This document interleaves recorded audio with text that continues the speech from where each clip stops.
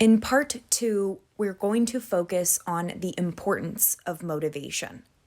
Motivation is an important part of the performance equation.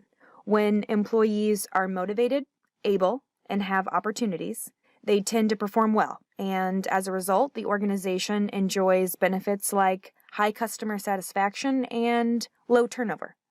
When one of these factors is lacking, performance usually suffers.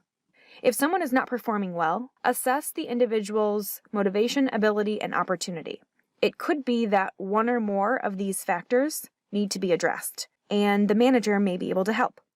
We know that motivation is important to individual success and the organization's success.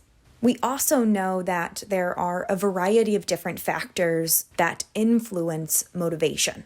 If we understand these relationships, we can identify additional ways of having a positive effect on motivation. Our job attitudes can impact how motivated we are.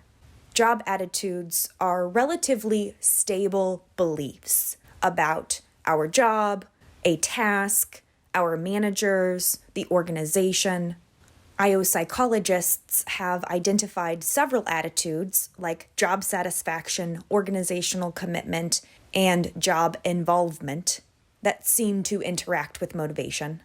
They've also identified several different personality dimensions that correlate with motivation. For example, people who are highly neurotic tend to be less motivated than people who are less neurotic.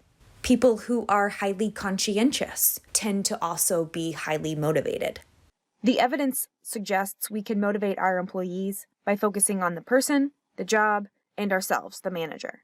The key is understanding each employee and tailoring your strategies to align with what works for them.